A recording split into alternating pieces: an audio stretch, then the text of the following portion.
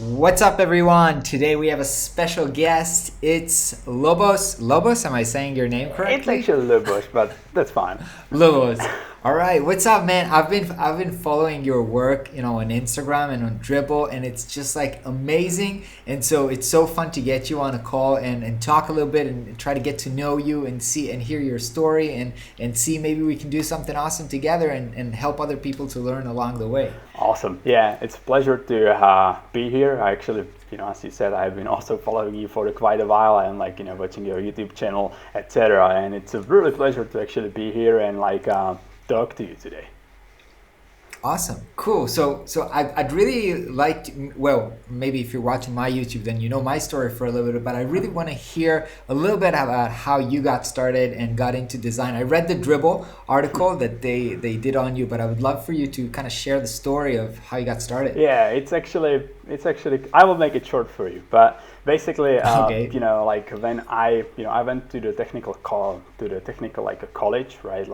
Technical engineering, and then, after the college, I was sort of thinking, well, I probably should go to the university, right? Because And wait, I think we didn't put in a context that you live in Czech Republic. And that was in Prague. The university was in Prague as well. So basically, the university was in the Prague, and I supposed to go there. It was one of the best universities in the hardest universities in the country. To study what? To study technical engineering and this kind of stuff. So it's computer related, but it wasn't definitely design related. So I went there, right? I started to going to the classes, math classes, physics classes, and so on. And I quickly realized that, not quickly, but after a few weeks, I realized hey man, is this really the stuff you want to do for the rest of your life?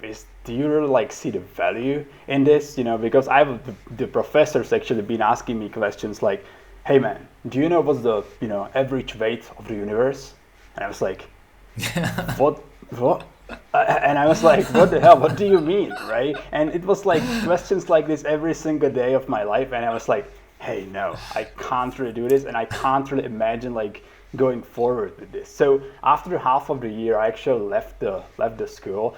They would actually fire me because I didn't have enough the credits, etc. But I actually left the school, and I was really thinking, hey man, what are you going to do with your life? Obviously the parents been real upset, hey man, you will not have a degree. What's going to happen with your life, right? And I started thinking, well, back in the high school, I was actually doing some Photoshop stuff.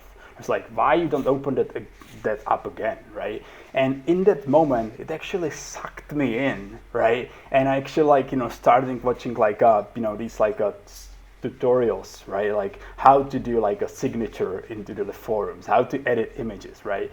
And ever since then, I actually for 1 year, I locked myself in a room and I started to build the concepts, right? A design concepts for the apps, design concepts for the websites, etc.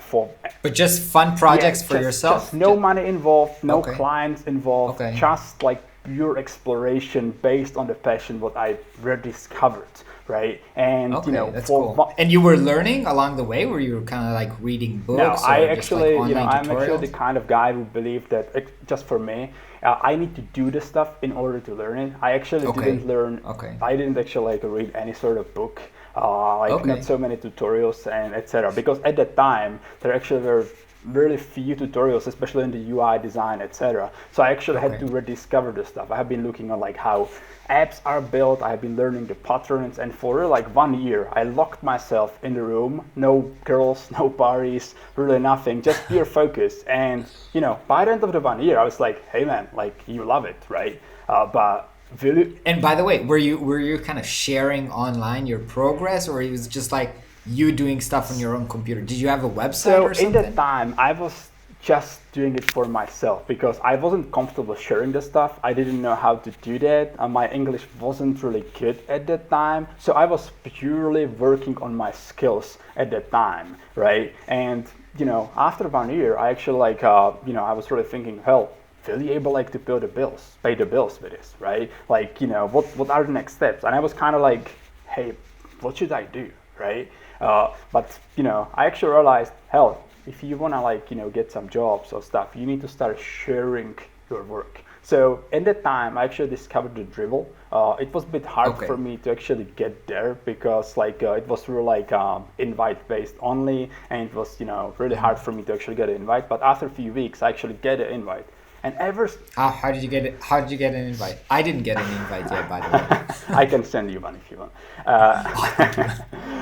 Basically, I tweeted about like, hey guys, I really would love to get to the Dribble, and some guy. Who did you say hey guys to who? I actually had like a Twitter account, but just with few followers, right? Like I don't know, like one. You had a what on Twitter? Yeah, on Twitter, yeah.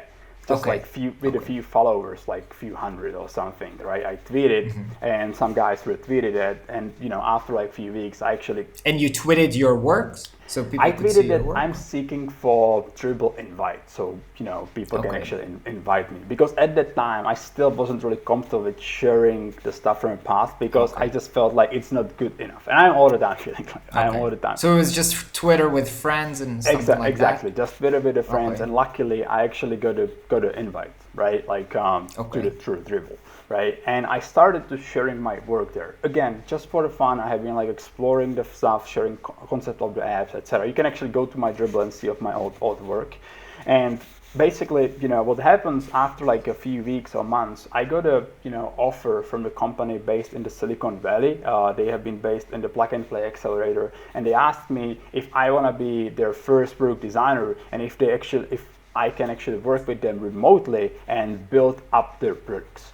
And that's actually how I get 1.5 years after the dropping of the university into the design industry. So and already started with a great company, with a great salary, with everything. I don't think. How did you know? How did you know to negotiate a salary? Yeah, that's the way? a deal. It's your first job. That's a really good question. At the beginning, and still, I am not focused on the way too much on the money. I focus on the experiences, and I focus on the craft. And at that time, I didn't really care if I will get like 10, 15, 20, $50 per hour. I just care about that opportunity, right? So, I didn't have like an excellent salary. I was seeking for the experiences, and, I ended up working with them for more than like 1 year actually. And I learned so much, and I'm actually really grateful for, So before, by the way, like just before that, you were kind of doing just projects on your own. So just kind of inventing briefs and not like real client, no real feedback. Now all of a sudden you're working with a Silicon Valley company. Like, how do you know process? How do you know to really understand what they need to get feedback from them? Or was that weird or difficult? Of course it was difficult, but I am the type of the guy who just like to jump and swim. Like what was the worst thing what could happen? They would fire me, right? And I would end up with in the same position, but with the more experience. By the way, I just want to say, I know people hate it when I interrupt people, but by far it's already an incredible story. I have a video on why I think Dribble is like designers shouldn't pay attention to Dribble, but your story kind of just tells that I was completely wrong, and that you can build kind of gain exposure there and get really great works from there. It depends. Keep in mind that this was almost 7 years ago. And 7 years ago, Dribble was significantly different. There was like, there were people from PayPal, from like, Google, Facebook, really top-notch like user interface designers, etc. Right now, Dribble is way more open, and the opportunities are way more fragmented, etc. So I would not, I actually, bit agree with you, but back at the time, it was great starting point for me, and it really allowed me to actually accelerate my career and my growth. So you worked full time for this company, or you kept freelancing and taking other projects? I worked full time with those guys. Every single day I had a call with them, and keep in mind that I was based in Prague and they were based in San Francisco. So the time difference is probably so hard. 9 hours or something like that. So actually, when it was morning for them, it was really like late night for them. But ever since that, actually, I am going to bed around like 3 or 4 a.m. my time. And so I can actually work with with the US people, Oh, so you actually changed your lifestyle so that Yeah, you can work absolutely. with I people? actually changed. Oh, wow, that's crazy. Well, that's, I changed a lot of things in my life in order to be successful designer, not just like What my. else? Tell me a little bit more. Yeah, What else? absolutely. So basically, I changed my sleeping habit because I just like the focus during the night and just making stuff happen when others are sleeping here locally. That's the first thing. Then the second thing, what is a bit unfortunate, but it was my personal decision, is that I had to cut out all the distractions. So that means no parties, going out with the friends, etc. That might seem like a sad, but it was my decision in order to No, to it's be not to sad. be Sometimes you do sacrifices. exactly. So You do what it takes. yeah, I just like set up my focus is design, and I want to be top notch. So I actually really Yeah. wanted to make it happen. So I had to cut out all the distractions. I also I was doing sport for the 10 level or for the 10 years on the almost semi-professional level. I actually quit that sport in order to really fully focus on the design. So I actually sacrificed a lot of things in order to put all my time, all my effort into the design and getting better every single day. So you were mentioning before that you rather learn by practice, but I see on your Instagram account that you're always kind of showing and recommending books. So did that change as you grow, or like what happened over Yes, there? let's be honest. I like to have a books, right? But when I start reading them, right, I open up the book, right? What happens is that I immediately actually get some idea. I close the book and I go to the sketch or some design tool to actually make stuff happen. So I like to have books, but I am not reading that often. I honestly don't even read way too many Medium articles and stuff because I just like to do stuff by practicing it. Sometimes I fail hard, right? But that's the part of my process, how I learn new things. But I really enjoy creating stuff like motion, etc. Just by doing it. That's amazing. So let's jump to today. Today you are the lead designer in TopTal. Yeah.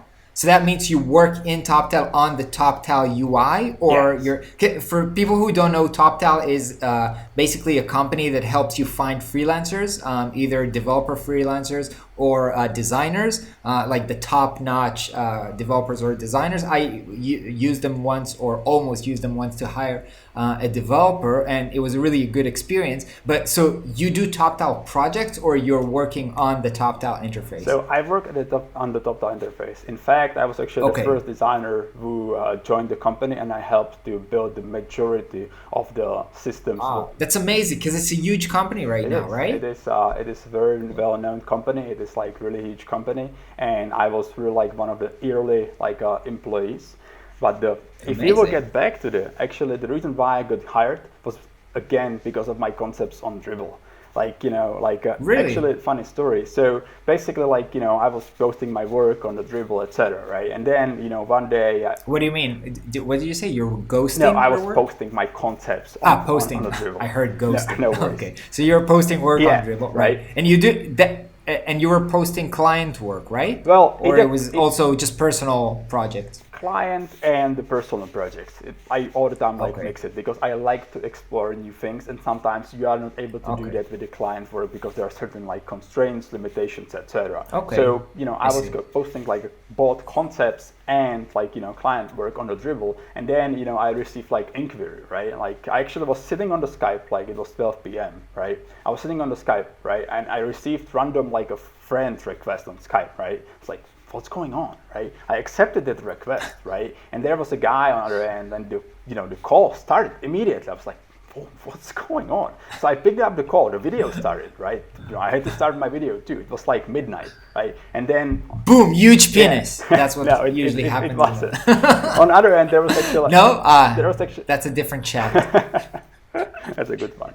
But on the other end, there was hey, I'm the CEO of the TopTal, and I would like to hire you. It's okay, cool, then. And it was well, now. I was okay, cool. And by the way, you want to go to Thailand to join the team? I was okay, cool, then. It's tomorrow. What do you mean? The team is remote? Yeah, so basically the team at the time was having small retreats in the Thailand to build up the core core platform, and they have been looking for a designer. And like one night I received a call to join, and another day in the morning I was flying 12. The next day you flew to Thailand to meet them? 12,000 kilometers to meet the team. And man, when I saw the villa they have been staying at, it was the villa. Where was that in Thailand? It was in Phuket, like on the top of the hill, like really huge villa. I literally thought that it's fake. Those images looked like Photoshop and so on. And when I went there, obviously my parents been like, crazy, like, hey man, you will not get back, you will die, etc. I was like, hey, you live just months. So, I took the opportunity, and again, I have started working there. I literally stayed the last guy in the office. It was me. I worked through the, all the different materials so I can present them the next day, etc. And that's actually how my journey there started. And ever since then. How long was that? How long are you? So right now I'm there for almost 6 years.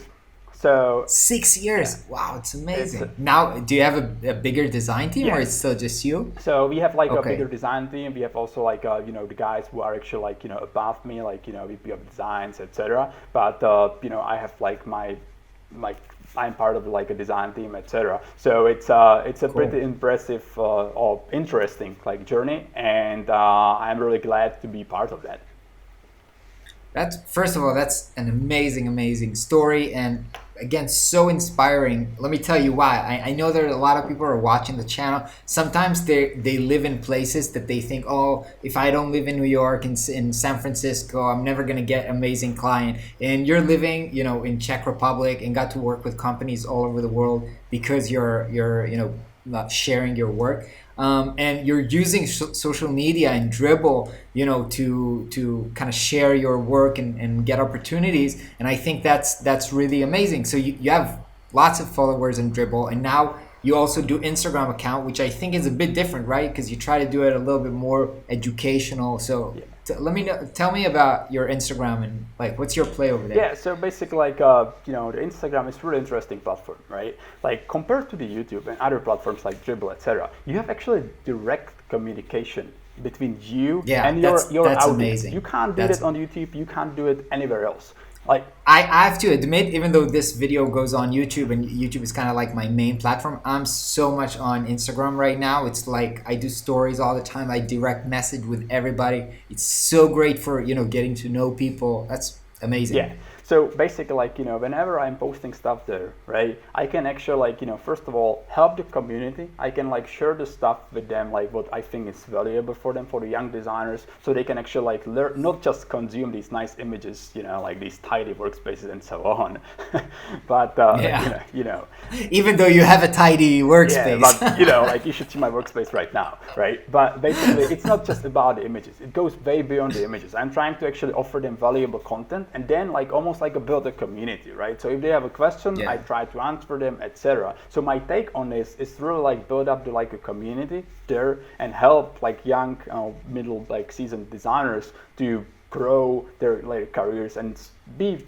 So this is basically just giving back to the community, right? You're not getting clients off it, or you're not looking to, I don't know. Yes. It's not is it like a marketing thing, or you do it it's just definitely for fun? Good marketing, because whenever people reach out to you or so on and say, hey, I've seen your process on Instagram, that's great, right? I can actually redirect them to my Instagram to see my process. So I think that it's a good marketing tool, but the bigger mission of mine is to really give back to the community, because when I started, I didn't have anybody who would help me in this sort of way, or share something reasonable. So I'm just trying to really work on images and specific content for the people. And honestly, man, it takes a lot of time to actually prepare all those. I know. You don't have to tell me. I know, dude. I know. Yeah, of course, So. Let me ask you a question. Do you have your own website? Because I was looking that up, but I couldn't find. Do you have your own website? That's a really good question. I actually never, ever had my own website. That's amazing, because just, a few days ago I made a video about why you have to have it. I've seen it. I love it. You kind of disprove everything I say. And I love it. I always learn, and I say what I think, and then somebody comes along and that's bullshit. I can do it I can do it another way, and it's great. I think that it's amazing. Yeah, honestly, I never had a website because I have been using Dribble and social media to boost up the stuff, and actually also like connections between the other people and so on who are recommending it. So I didn't really have need for the website. But right now I'm telling you, I'm building a website, but not because like I need a website, because I need a brand to host all my projects, my experiments, etc. So actually I will be releasing a really interesting portfolio, really not really soon, but in a few months. So I'm doing that, but not because I need to, just because. How do you build it, by the way? What do you use? So I'm not using Webflow, as you would expect, but why are you not using Webflow? So what are you using? No, I just want to know what you're using. I have not watched your your masterclass yet. You can. Oh, you should. You should. I know. Just because I just I'm really busy, and just like learning this part of the skill is not extremely like at the moment. It's not extremely like valuable for me, or I don't want to focus on that. So I would rather like really build top-notch website with emotion, etc., and then give it to the developers, work with them, and make it happen, rather than just like having this like relatively not long, but having a learning curve for something what I would use once, twice, a year for building a website. It's not just like something that would be essential for me. A lot of other people actually would need it, use it, etc. I think that Webflow is great, but I think it. So wait, forget about that. I have another question, because you mentioned. Sorry that I'm cutting you off, but you mentioned animation, and I remember that I was looking at your Dribble, and there's like incredible animations over there, and kind of very slick UI and awesome things. How do you use After Effects? How do you do that? So it depends on the project. Some project requires like to have a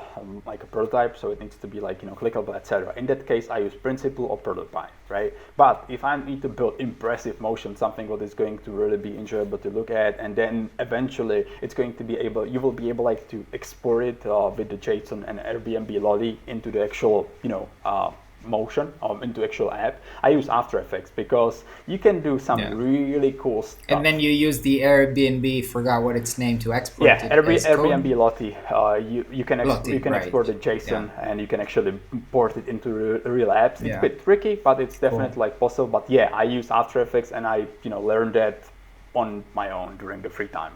So what are you working on at the moment in TopTal? Like, is it the app, or what's the project that you're? That's handling? Confidential, but okay. We are all over the place. We are building a lot of like I would say future based like a product, and we are actually like really building something for both clients and our like platform. So yeah, there is a lot of stuff to do, and I'm actually kind of excited about what we are like building at the moment. That's cool. So, okay, let me get a handle of this. You work full time. Besides that, you're doing your Instagram and Dribble, which takes up considerable amounts of time. You're now working on a new website, and you have time for more projects. Well, I don't. Or you're doing fun projects. Yeah, that's the deal. So all the time when I have certain amount of tasks for each day what I need to complete, right? But I got ideas. I have a lot of ideas on my paper, and I just need to make them happen. And the only way for me to actually move forward and learn new things and just get better every single day is by creating my own things. So I do a lot of things for free. I don't get any money from it, but I just enjoy doing that. And then I share my process with other people and just put it out there. So it's good, marketing for me. But the initial idea behind all those things is to get better. Just get better, learn new things, and explore the things. That's why I'm doing it. But it's really, like hard to actually balance all those things. So I need to have like really proper like a task management, etc. But it's possible, but it takes a lot of time.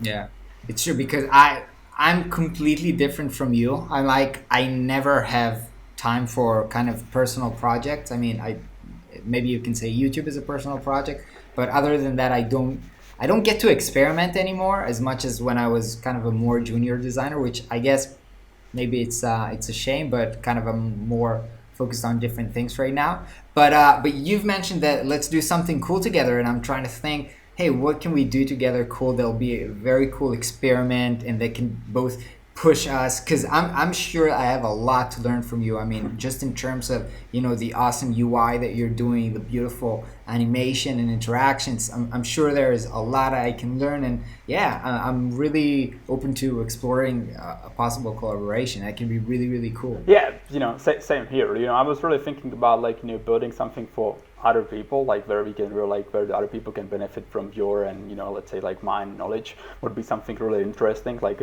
either course or, you know, something where like utilizing the existing stuff you and me already like have, you know, like my Instagram stuff, your like, you know, YouTube stuff, you know, something like what we can really like release out there and say, hey, this is the way you can actually, you know, educate yourself about the design. Because, you know, don't get me wrong, but your YouTube is awesome, right? And there are like plenty of other sources what are already created, right? But for the people who are just starting, it's just hard to pick up, right? Should I look left? Should I look right? Right? I know. That's part of the reason why I'm creating the Webflow masterclass right now, because it's just hard to learn from random things, and people need kind of a structure, and they need you to take you by the hand.